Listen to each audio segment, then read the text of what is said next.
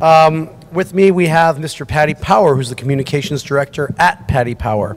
He's a fourth-generation Irish bookmaker, and his great-grandfather, Richard, started the company Paddy Power, which needs obviously no introduction to this crowd, back in 1894 on the sunny shores of Southeast Ireland.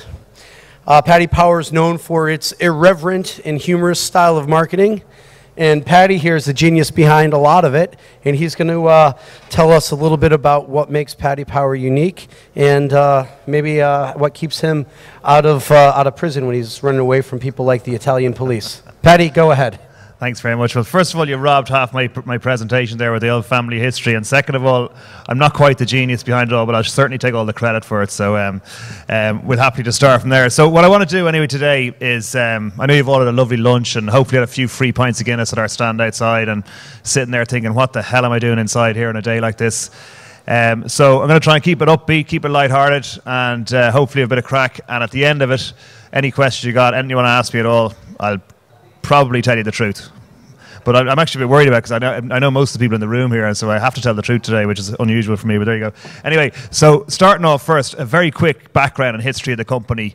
We've been around since 1988 as Paddy Power, as a merger of three existing bookmakers.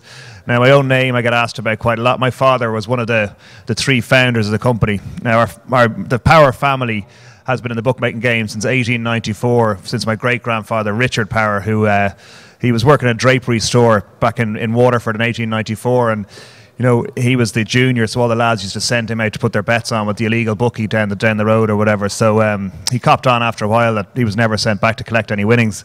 So he'd take the bets off the lads, go out the back and have a smoke or whatever, and then come back in and keep the money in his back pocket, which is the way, to be fair, it's the way a lot of traditional bookmakers have started, whether it's in school or anything like that. And one day, the Tramore Racing Festival in August used to be a really big festival back in the day. It still happens today. It's probably not quite as salubrious as it once was, but he went to Tramore race instead of going to work. I mean, I assume in 1894 there's probably no phones or something, so you didn't ring in, you just don't turn up. And he was lucky enough or unlucky enough to bump into his boss at the races, who sacked him for not being at work, and he pulled out a tea chest, stood up, and the first favourite got beat. And that's how it all started. Then he was a real black sheep of the family stuff at the time, you know, and he went and built a network of shops and stood up at all the tracks that are, and built a chain of shops around the country. And he used to go over and bet at the big meetings in England, at the Cheltenhams and the Ascots and that. And you know, even to this day, my great aunt, she's a house in Tramore, and unfortunately she's in a home now, but in the family house in Tramore where my great granddad lived, like on the wall there's paintings of horses and stuff like that, and you'd walk around. I remember as a kid walking around my great aunt saying, oh, that's from the Earl of such and such in settlement of gambling debt, and that's from Lord such and such in settlement of a gambling debt. So he had the English gentry punting with the Irish back then as well, which was great. But so that went on through generations, passed down to my grandfather, who was called Paddy. And he died when my dad was pretty young. He was only 16. So dad used to spend all his weekends and all his holidays working for the family business. And my granny, who was dad's mother, was the first woman ever to hold a betting license, I believe. And she held it while dad did chartered accountancy and all the kind of important stuff in college. And then he took on the family business. And anyway, things were flying at the track and started going a little bit pear-shaped off course, because back in the 80s what happened was the betting tax in Ireland was halved from I think it was 20% to 10%, and so it meant that all the Irish bookies were under serious pressure, and all the English firms were coming into Ireland, like the likes of Mecca and Ladbrokes and Stanley, like the biggest bookies in the world, were opening up these shops, which were just the most amazing things ever. Like, they'd be total kips today, obviously, but at the time it was just the most incredible thing. So all the Irish bookies were really struggling. And a fella called John Corcoran, who had a chain of shops called Patrick Cork Bookmakers, approached Dad and said, look, I know you're struggling, I'm struggling, we got to do something about this, let's get together and set up a big Irish company to take on the English lads. So Dad was here, yeah, great, sounds like a good idea. And because Dad was in a position at this stage where he had people working for the family for 60 years and stuff, so he couldn't afford, like, the on course was going great, off course was terrible, but he couldn't afford to close shops because he couldn't afford redundancies. And I mean traditionally, like, a job with the Powers, I mean, to get a job with my great grandfather and my grandfather, you had to get a letter from your archbishop. Do you know what I mean? It was so Irish, like, but it was just to work in a betting shop. And so it was a really difficult time for the old man. And so anyway, when John came with the idea about setting up an Irish company, he thought that was a great idea. They approached Stuart Kenny, And Stuart thought it was a great idea as well. I'm sure you'll hear plenty about Stuart now in the presentation, but he ran the company basically. Dad was sticking to his Encore stuff. John Corkin was into property and property development at the right time when that was a good thing to do. And so Stuart took on the running of the company, and he was basically a bit of a head the ball, really, Stuart, like a kind of a marketing maverick, I guess you can call him. And I think he's probably responsible for changing the way the betting industry is. Just through his attitude to it. I mean, he had a chain called Kenny O'Reilly. They went into the pot. The three lads, David Power, my father, John Corkin and Stuart Kenny, divvied up the company in three. They gave themselves a year to go off and close the shops they didn't want. They started with 40, and they chose the name Power because our family name was so well established. Paddy was because it was Irish. And they claim now that they kind of foresaw beating the English crowd on our home patch and then beating them again away. But that's an absolute lie. I'd say it was just pure chance. And it all went from there. So they started with 40 shops, and that's actually one of the early shops up there on the screen. As you can see, pretty salubrious place. That's it looks like we started in Mexico, but that's actually everyone here will know that's actually the Red Cow Roundabout, believe it or not. So the small extension to our betting shop was the Red Cow Hotel and the roundabout and everything there on the Nace Road. But so anyway, that's kind of the background. So moving into what the tools we use for our irreverent marketing and to how it's kind of been successful to us over the years. I mean, first of all, the most important thing always has been being different. And we had this, and that's the Who Shot J.R. thing. That's actually from before our time. That was Stuart was doing that in his Kenny O'Reilly days. And this was like at a time when, I mean, you could bet on racing and you could bet on dogs. I mean, you could probably barely bet on football. You know, it was like certainly not politics, certainly not this crazy stuff like Dallas. So everyone was looking at this guy Stuart Kenny going, who the hell is this head case? I mean, what's going on here? And but he just figured that what he wanted to do, he considered himself, and it's what we've taken on board since the very start. We don't consider ourselves bookies. We consider ourselves in the entertainment game. Like we're here, what we're doing is we're selling entertainment. We're not like the lottery saying it could be you. You might win $1 million, you might win 100 grand, because the chances are you're not stupid. You know you probably won't. So the reality is we're very honest with our punchers and saying, look, what we're doing is we're selling you the added value to watching sport, or to watching an event, or to watching TV, to whatever it might be. If you watch a football match, the most boring 0-all draw could be the greatest game ever if you had a bet on no goal score. And that's kind of the way we do it. That's the way we sell it. And it's worked so well for us through the years, and we've always tried to differentiate ourselves from all the other traditional bookmakers in this way and in every other which way we did it. So Who Shot J.R. was one example. Another great example I remember myself was The Simpsons. I don't know if you remember when The Simpsons came to Ireland. It must have been back in the 90s at some stage. Anyway, it was before the internet anyway. Well, I'm sure the internet exists, but it didn't exist in Ireland. And this is at a time when our head office was pretty technical. I remember we had a girl, Kira, on reception. We had one electric typewriter between us. Didn't even have a computer. We had a few TVs, a few fax machines. That was about it, and a couple of phones. But anyway, The Simpsons was on. This episode was on when Mr. Burns got shot. And there was a big whodunit, like the Who Shot J.R. thing, a big whodunit, and we decided we'd bet on it. We'd offer odds. We put it up in all of our shops around the country, wrote it up on the wall, Who Shot Mr. Burns, and Bart was favourite, and Homer was second favourite or whatever, and down to the baby Maggie. Obviously, she's 100 to 1. Like, obviously, babies can't shoot guns and all this kind of stuff. We forgot a couple of key things. Like, first of all, it's a cartoon, and second of all, it was shown about a year earlier in America. So anyway, it was in Maynooth actually, which is a student town, obviously, and a load of the students come into our Maynooth shop. And we're all having bets on baby Maggie. So Mary, the manager of the Maynooth shop, rings up and says, "Look, I think she might have taken 40 quid or something on baby Maggie at 100 to 1 in quids and 2 quids." And one guy got greedy and went in for 8 quid. And she rang up and said, "Look, what's the story?" We said, "Well, Jesus, we better take it down off the board." And then we got Kira at reception to ring her friend who was in America for the summer. And her friend said, "Oh yeah, I watched that. Yeah, sure, the baby shot him was gas, wasn't it?" So obviously we got our pants completely taken down, but it was great. I mean, and it shows the attitude. I was only in the company like a wet minute at that stage, but it showed the attitude at that time. It was just, there was no recriminations, no fingers pointed. It was just funny. Like, we just got completely taken to cleaners. It was our own fault. And Stuart's reaction at the time was like, "This is great. Let's get straight onto the press, tell everybody about it. Everyone loves hearing the bookies getting cleaned out." So what we did was we got plenty of press coverage about it. And the only bad thing was, actually, I was working in the trading room at the time, and you get all the requests for various odds or whatever. We used to get people ringing up saying, "Have you got any odds on Ken Doherty to win the snooker 11-9? You're here." "Well, that was on last night." "Oh, was it? Oh, jeez, I didn't realise." So So there's lots of different things like that that kind of differentiate us from some of the rest. Another kind of tool we use, I guess, apart from just differentiation, is early payouts. I mean, we've done it plenty of times now, so everybody knows, and some people actually, I believe some kind of pro gamblers and that kind of build it into the chance of something happening, having a bet with us, because there's a reasonable chance we'd be given the money back at some stage. But there's just a recent one there. We paid out on Obama before he actually got the we paid out before he got the nomination, and then before he became president. Now it got great coverage around the place, and basically these days we'd have a far more scientific approach to it than we would have had in the past. I mean, we've all these special offers that we do. I remember one particular story, I think it was any of the racing buffs will know it. It's I think it might have been 1991 when it was a horse called Heist was hot favourite for the champion bumper at Cheltenham, and this at a time when Ireland didn't have many winners at Cheltenham. So he was basically the Irish banker of the week. He was about 9-4 in the bumper, and he was running St. Patrick's Day.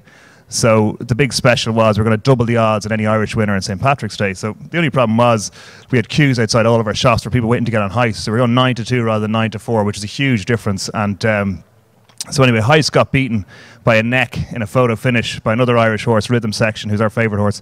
And and to this day, I mean, you ask Stuart about it, to this day, like, still genuinely doesn't know whether we'd still be here if that photo finish went the other way. But thankfully, these days, we know where we stand, because at that stage, you'd know technology, so you just find out how you did when you get the daily sheets faxed through from all the shops or whatever the following day. So it's a far different place where we are now. But obviously, with all these early payouts and the special offers that we do, we can obviously calculate the risk of them happening, risk of them clicking.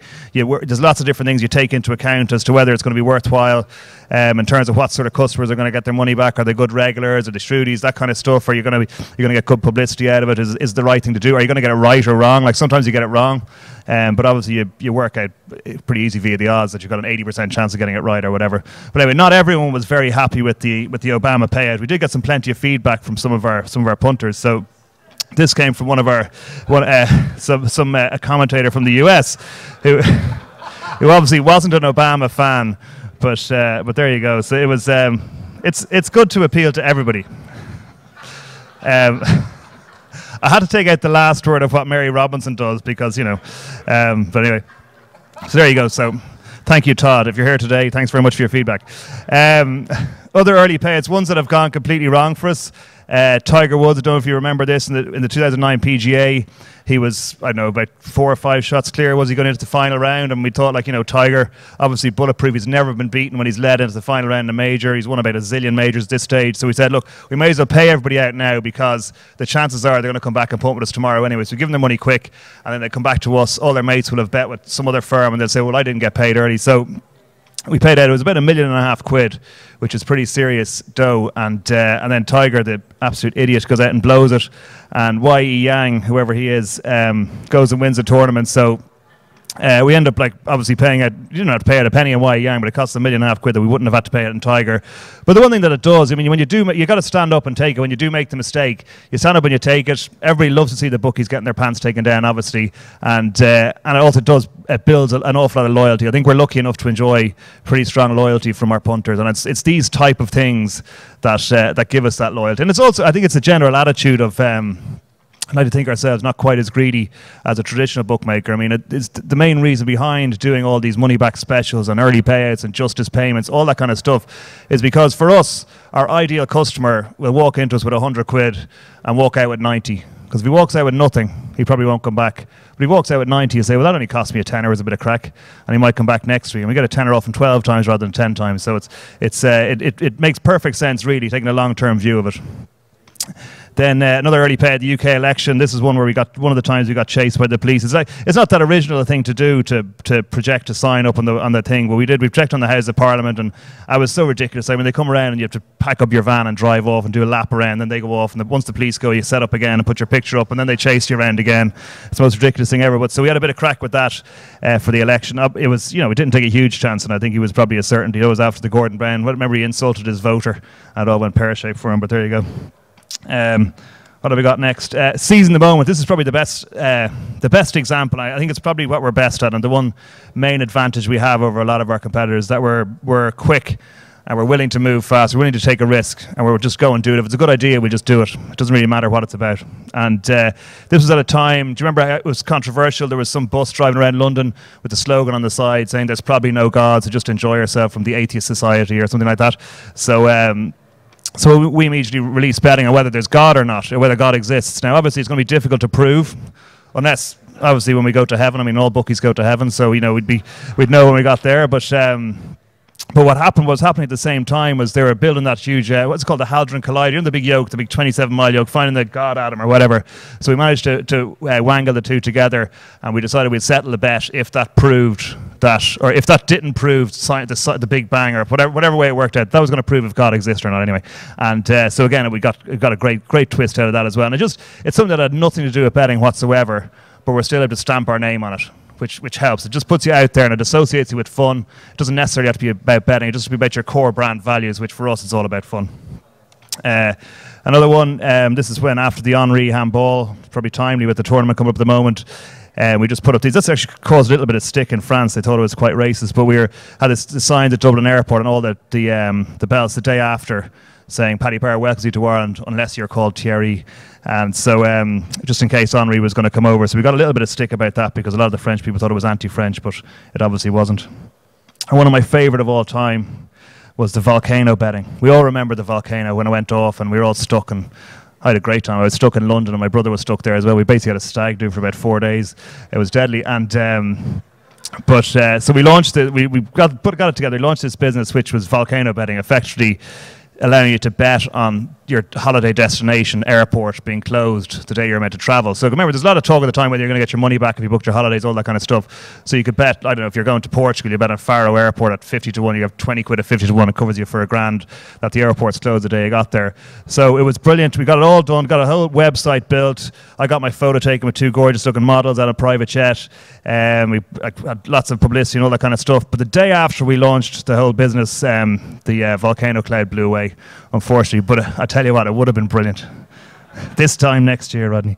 But other things we did, I mean, it's trying to piggyback rather on events more than anything else. I mean, a lot of this stuff is not stuff we've come up with ourselves. We're just trying to put our name to things because it's they're already big events. A lot of them are crying out for a little bit of fun added to them, you know, and a little bit of a twist put on them, because people talk about, like, I'll give you an example in a couple of slides' time about the ultimate, but you're trying to add yourself into the news story, really, and bring yourself into the mix with all these type of events. For example, one of the biggest things happening in Ireland was Obama was coming to Ireland, so we changed all our shop fronts to Obama Power, and thankfully Barack Obama came down to us one day. As you can see, he had a really big head that day, but he came down to see us and he stood outside one of our shops for a photograph. He was very tall as well. But we did that for all the shops along his route. Hopefully he might notice from his tinted windows. I'm not sure if he did, but we were just kind of getting into the fun of things when he was there. And then one of my favourite things, and I know this is kind of a list of great, of kind of cool stuff we've done, but this I'm trying to prove to you or show you some of the tools that we've used. And events is another tool. We're moving on to events now, but strip poker. I don't know if you remember this, if you've heard of this. This all came from an April Fool's Day prank. Like every April Fool's, we usually kind of announce something or send out some complete rubbish press release saying we're going to, like for this particular year, we're going to have the world's biggest strip poker tournament.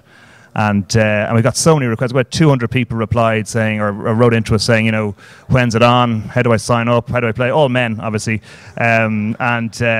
So we decided we better actually put this on. So we did. So we put it on in the Cafe Royal in London, which is a pretty swanky venue. And Jesus, hot up here. And so we had it on. We had about 300 people turn up, half men, half women. We had to be careful with that to make sure it wasn't the biggest sausage fest ever. But it was...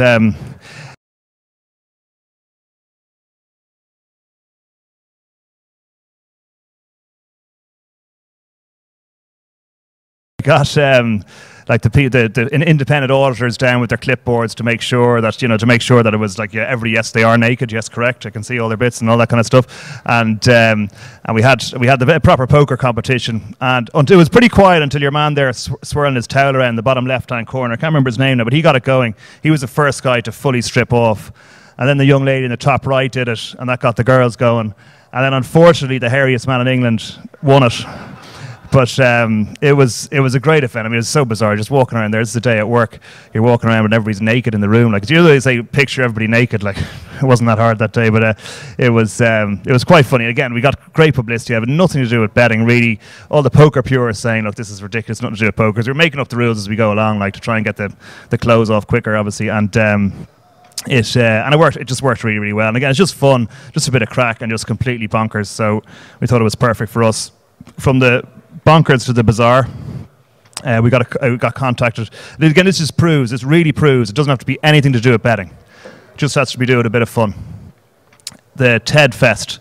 These group of two head cases, we heard them on the radio actually talking about this Father Ted festival they were putting on the Aran Islands, and it was all about how I don't know if you know the start of Father Ted, where that shipwreck is at the start. That's like Inishir, and I think Inishmore was claiming that they should be the Craggy Island, whatever. They're having a big fight over who should be Craggy Island. So these two lads decided they're going to put on a Father Ted Fest, and we contacted them and said, you need a bit of help with this, and they said, yeah, we'd love a bit of sponsorship. So we got involved with them, and we planned the whole thing out. So we were going to have a big football match, between a five-a-side match on the beach between Inishmore and Inishman, is that right? Yeah, or Inishir, to see which one was actually Craggy Island. So we got Per Luigi Collina over the Terefa. We got John Aldridge and Tony Cascarino to manage the two teams, and we basically had this mad festival on Inishmore.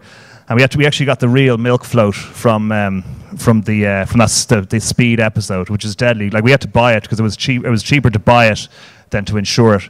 So so we brought it over. And it was just the most bizarre weekend ever. We got all these like priests and nuns, everybody dressed up as priests and nuns, just prancing around and going to discos and snogging each other and everything. It was so weird. And but it turned out to be obviously great crack. Again, it's just a great event, and again, got great media coverage. Lots of people talked about it. Everybody will think Paddy Power is a pretty fun brand, the fact that we're supporting this, so it kind of ticked every box. But then what I was saying earlier about the slide is going to kind of, I guess, personify a lot of the stuff that we've done, or I guess the holy grail of what we've done is really talk about seizing the moment, but it happened to me one day. I was walking through Heathrow Airport, right, and this is what happened. I was looking up the screen. Pope John Paul had just died.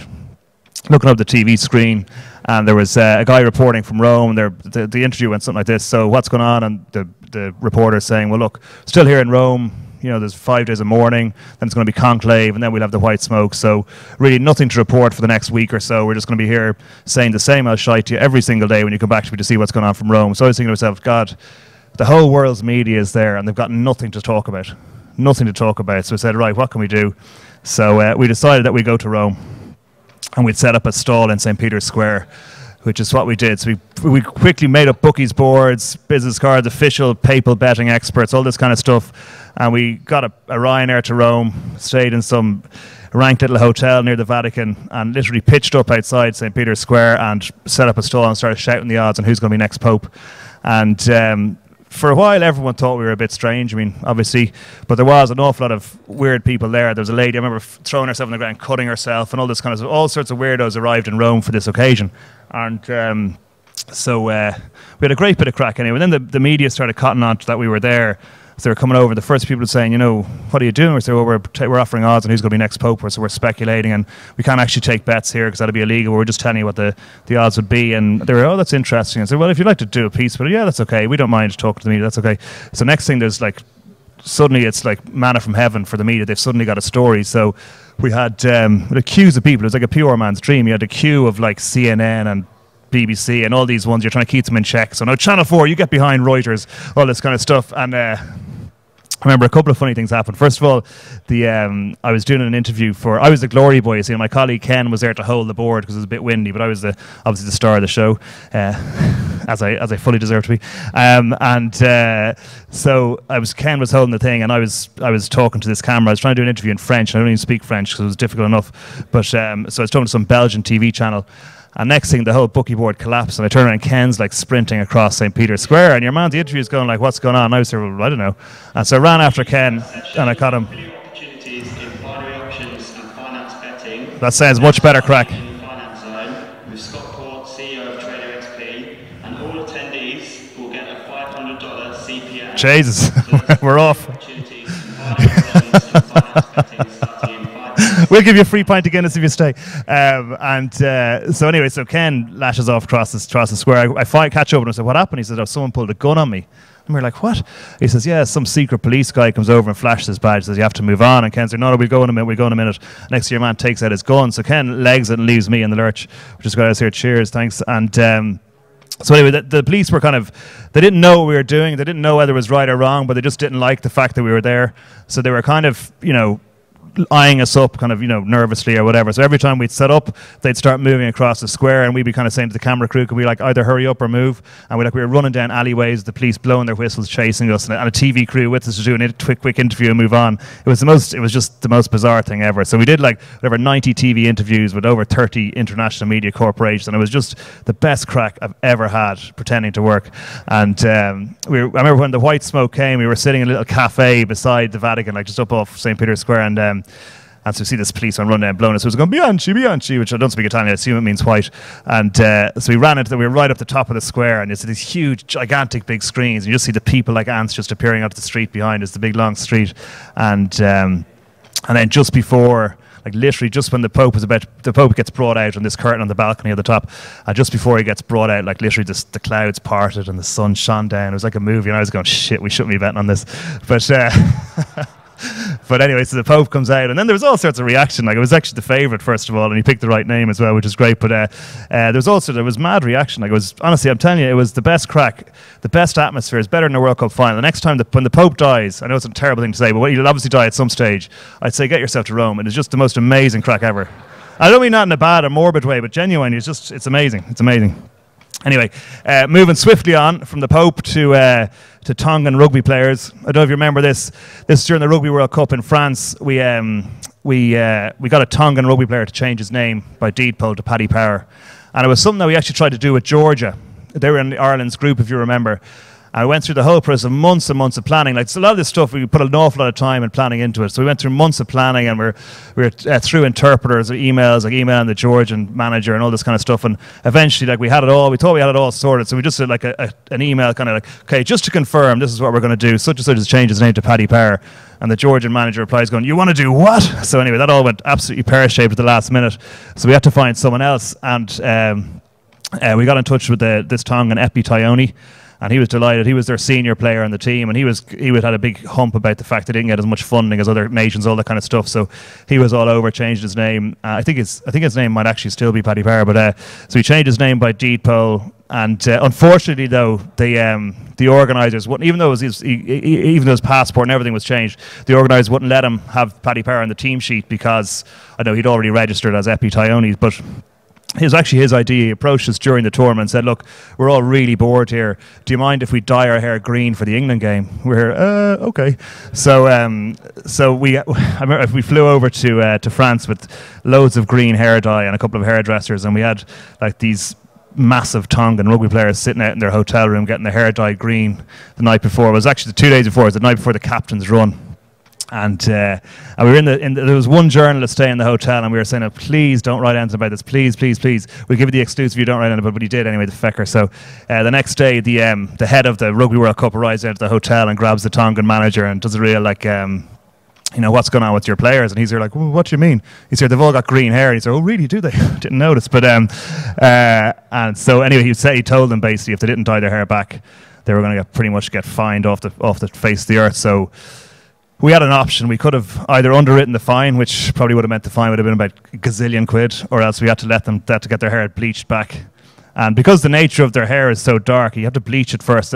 This is not a hairdressing class. You have to bleach it first and then dye it green. So unfortunately, the night before the biggest game of their lives, they all sat there in the hairdressers getting their hair bleached. But they nearly beat England anyway. But it would have been great crack, and it would have been a little bit better if they'd taken the pitch with green hair. But it was still deadly. Another thing, just a little stunt that we did with the snow leopard for the Winter Olympics, whenever that was, about maybe 2 or 3 years ago. This guy, Kwame, I can't pronounce his second name, but where's he from? He's from, geez, I've forgotten already where he's from. I don't know. Kenya or something. It's an African country, and it's terrible. I've forgotten the name of the country he represents. Ghana. That was it. Ghana. Well done.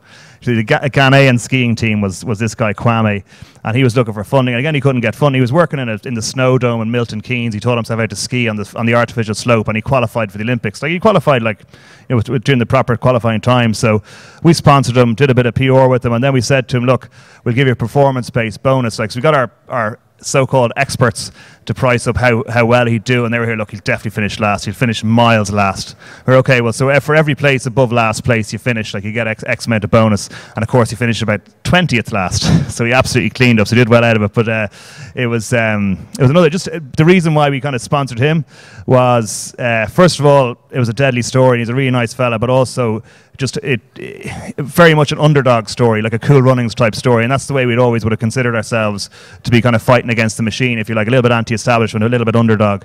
So it kind of suited us from that perspective. It was kind of on brand. Ladies and gentlemen, the last chance to see Scott Port from Trader XP speak about affiliate opportunities and binary options, which is due to start in the Introduction to Financial Games lecture theatre. This session is due to start in just a couple of minutes. Please go and take your seats. Thank you.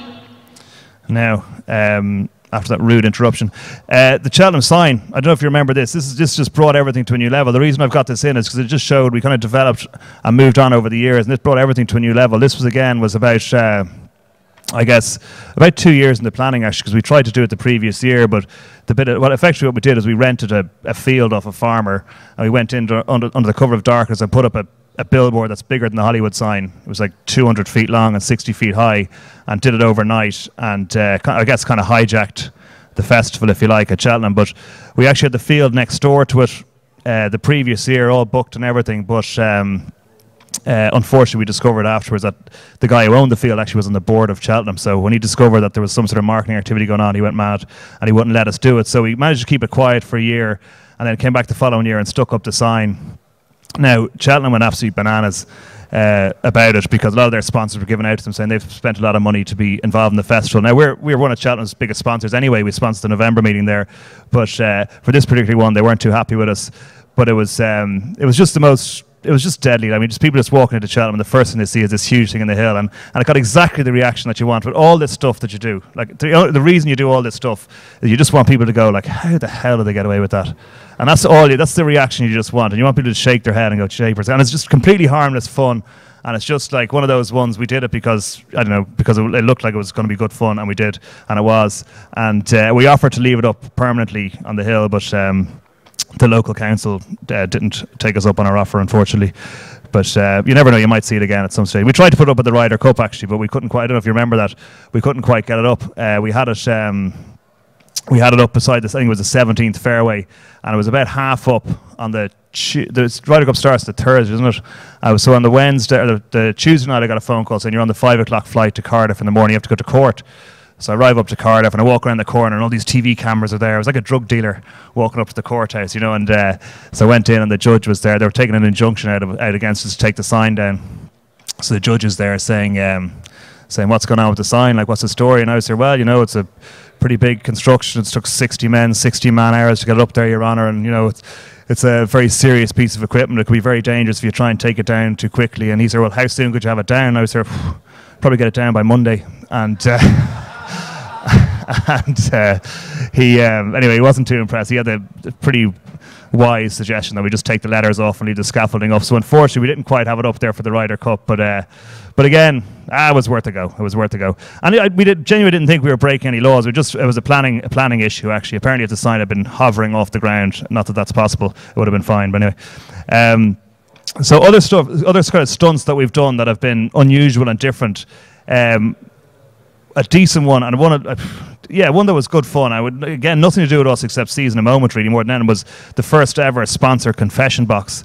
And this is in Newmarket. This is like the parish priest from this is how bizarre, or how it's kind of a virtuous circle. You get people approaching you all the time with ideas, and all the best ideas, they don't come from us, they come from people externally, our customers and everything. And just because you're kind of open to them and you have a reputation for it, people will come to you with them. So parish priest from Newmarket rings and says, look, I'm doing loads of fundraising, but I keep asking the same people all the time for money, so I need to build a confession box. Can you help out? And we were here, well, I mean, can we have a bit of fun with it? He said, look, you can do what you want with it. Like, so we said, okay, fine, yeah, we'll help out. So we paid to build a confession box, and then we said, is it okay if we call it the sin bin? He said, yeah, call it the sin bin, it's no problem. So you should go to next time you're in Newmarket, not that you ever would be, but stick your head into the church, you see there's a sin bin there for your sins. So anyway, we launched this confession. But I remember saying to him, Father, like, if you don't mind me saying, are you not going to get in trouble, like with the church or whatever? He says, my son, in my experience, it's an awful lot easier to ask for forgiveness than permission. And I said, okay, fair enough. So,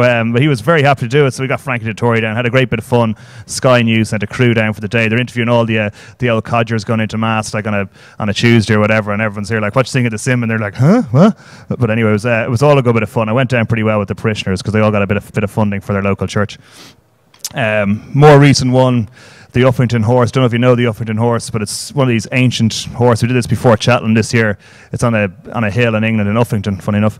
And so we just went in over the cover of darkness again. That's all tarp. It's bigger than like 4 football pitches. Just pegged that all to the ground and put a jockey on the horse before Cheltenham to celebrate the launch of the Cheltenham Festival.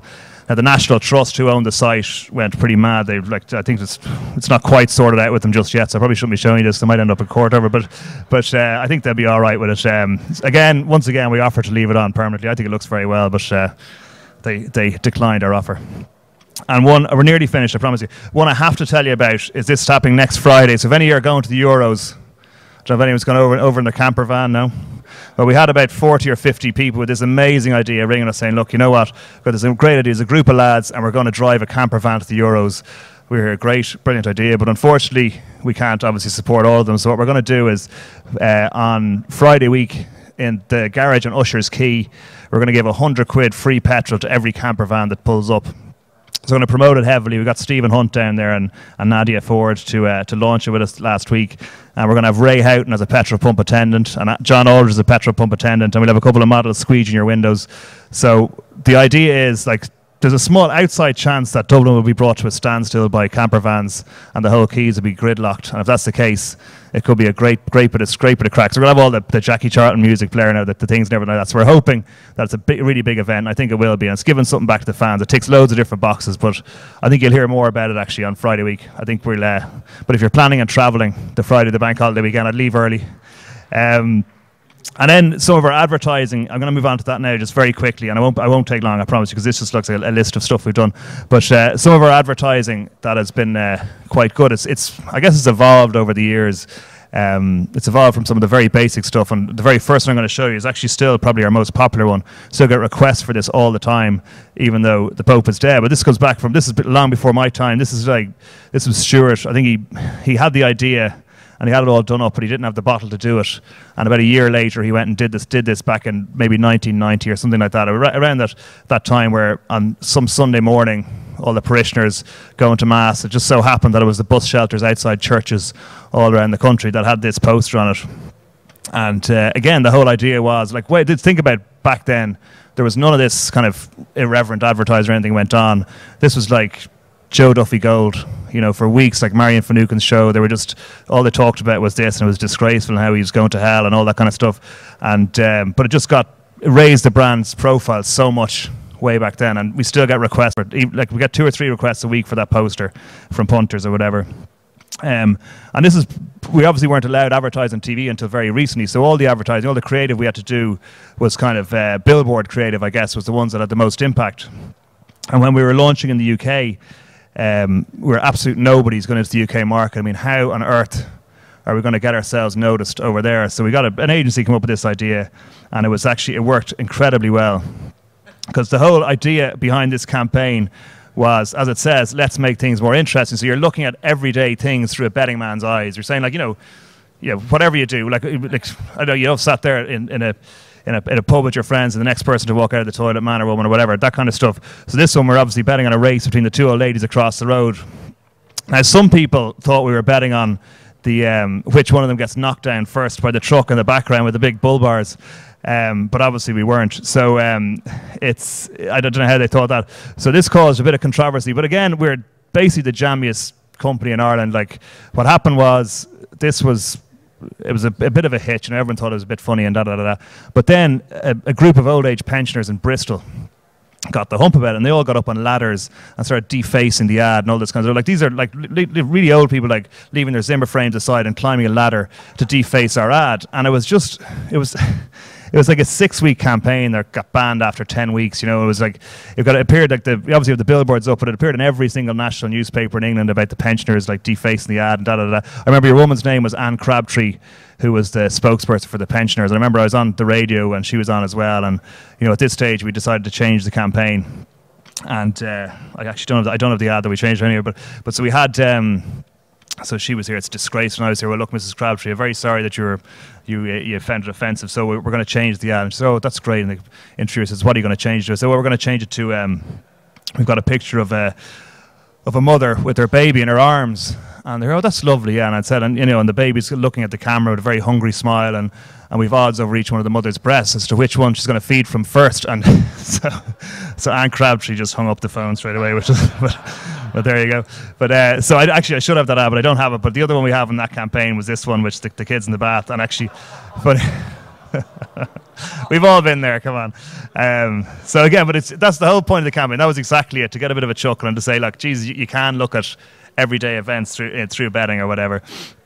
And other stuff we've done. In the last print ad I have here is the one, The Last Supper. This probably caused us as much strife as any ad has ever caused. This was death threats. Like, I mean, this is like probably, I'd say I had between 15 and 20 death threats. My favourite one actually was from a lady who left her name and address with the death threat in case I wanted to send her a free bet. But it was because I think a lot of people felt, and this maybe it did cross the line a bit. It maybe because the point of this campaign was there's a place for fun and games, but this obviously isn't it.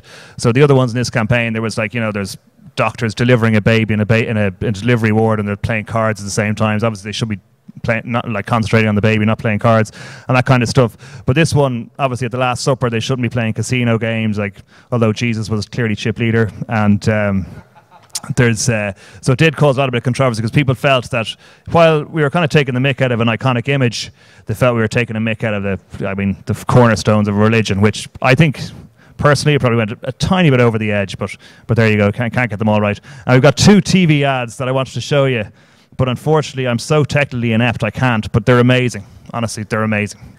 Okay, so that's pretty much all I have for you. So I hope you have a few questions. I never really know how to do this for you. I prefer getting loads of questions at the end because it makes it much easier to know to be able to tell you what you want to know. So hope you enjoyed that. Thank you. Well done.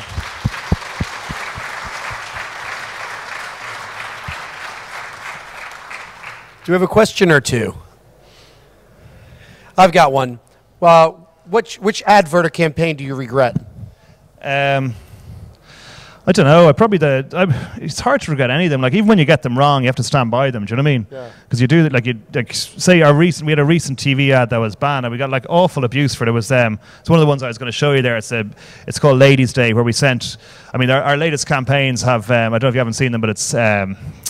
Like a Facebook, it's called "We Hear You" is a strapline in the campaign. So you get a Facebook post from somebody, and then we react to that in kind of an over the top way. So somebody said, "I hope if you remember at Royal Ascot last year, there's loads of fights. All these chavs came in and started beating the crap out of each other." And so somebody puts a post up on our Facebook saying, "You know, I hope the chavs don't ruin Cheltenham like they did Ascot." And we said, "Well, don't worry, we're going to react to that Ladies' Day, Paddy Power style, or whatever." So we sent a load of transvestites and transsexuals into Cheltenham on Ladies' Day, and it goes through the ad and saying whether they're transsexual or not. And but I mean, so a lot of the transsexual societies or whatever really got the hump about it, and they went really mad. But they had a really organised kind of, I guess, protest campaign. And for the first time, I think it was the first time ever, Clearcast actually in the UK, who were the watchdog for Everton, they cleared the ad before it went up, but then they retrospectively changed their mind and banned the ad. So I think it was the first time that had ever happened. So that one, I wouldn't say you regret it, but I mean, it's just sometimes you get it slightly wrong. But I think that one was okay. But so I think the one where I personally think we might have been closest to the edge was actually the Last Supper one, because the reaction was proper death threats. It was pure hatred, like, you know. So which is not what you're trying to do. You're trying to put a smile on people's faces, you know. Oh, fantastic. Another question? Great.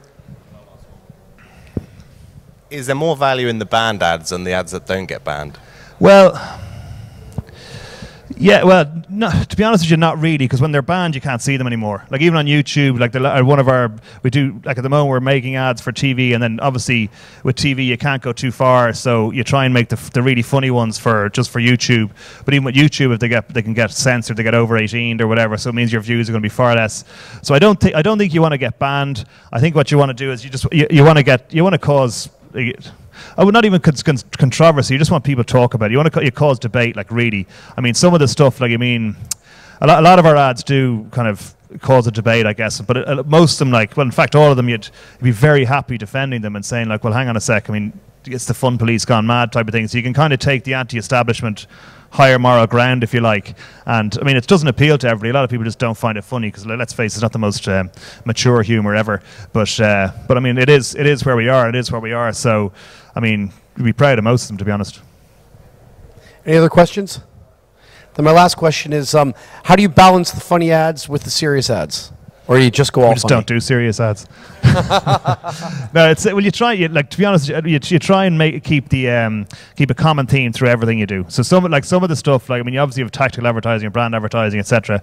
And some of the stuff are like, you know, literally they're acquisition ads. You're trying to offer free bet offers, but even at that, through that type of thing, you do keep the similar theme of all your advertising. We do that a lot more now than we used to do. We used to be a bit haphazard. We're far more together now about it. Like, so you'll probably see kind of more 360 thinking through our campaigns, and it's just, I mean, everything you do should encompass your core values, which sounds like such marketing bullshit, but I mean, the reality is, like, we're all about having fun and about entertainment. So every single ad we do, even the most mundane ad, should have an element of fun to it, or else it's not really Paddy Power. Ladies and gentlemen, let's give another round of applause to Mr. Paddy Power.